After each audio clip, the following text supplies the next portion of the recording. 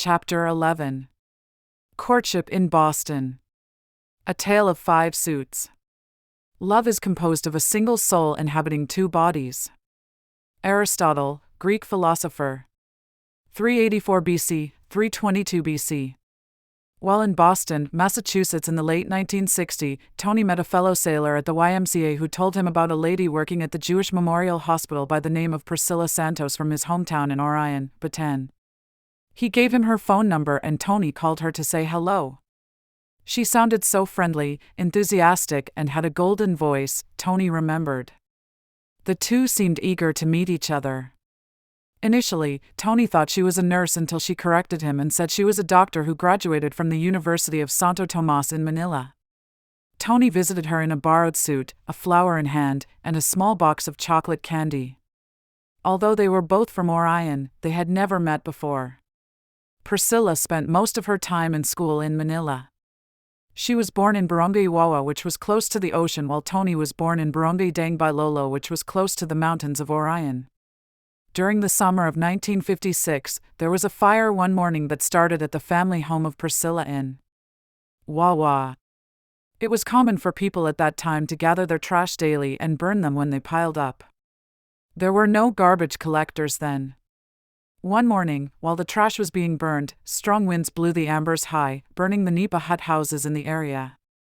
The fire burned almost a quarter of the town, leaving at least more than 800 families homeless. The barangay communities affected were Dangbago, Lizengan, and Kapunitan. Tony's father, Bernardo Sabino Pizarro, was then a councilman assigned to her district. It was rumored that since the fire started at the Priscilla Santos home, the Santos family should pay for all the damages caused by the fire. It resulted to a big family feud between the Santos and Pizarro families. The incident was never forgotten, although the demand to pay was never pursued and discussed further. In view of the feud, Priscilla's father did not approve of the relationship between Tony and Priscilla. He ordered his daughter to break up with Tony. Like an obedient daughter, Priscilla informed Tony that she was quitting her job to relocate to another state and she will never return to Boston.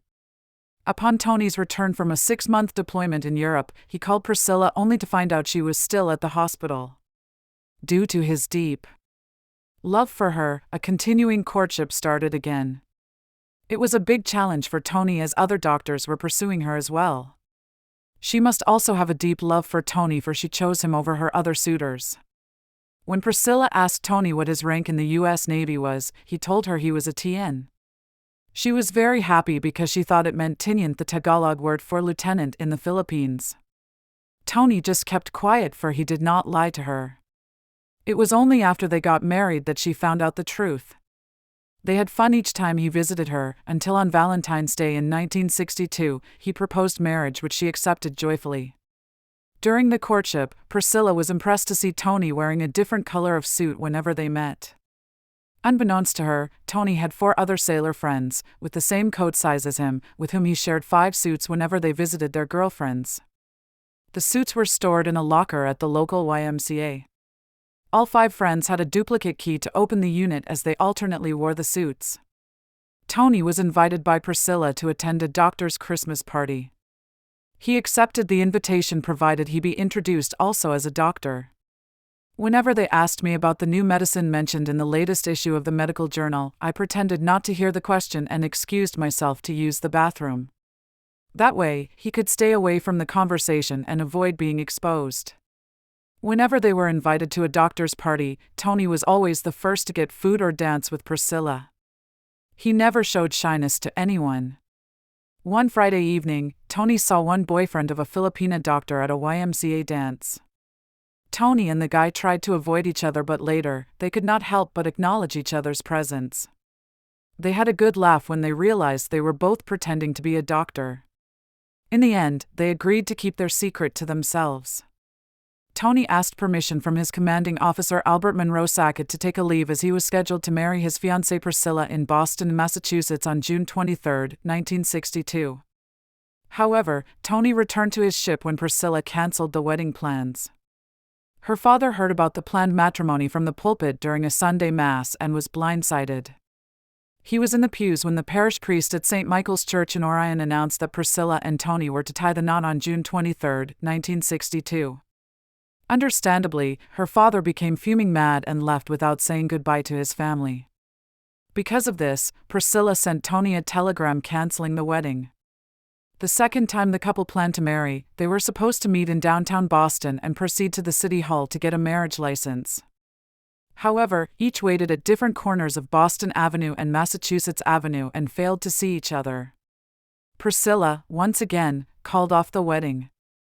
The third time for the couple was a charm. This was despite the fact that Priscilla flatly told Tony her family was vehemently opposed to the marriage and she must abide by their decision.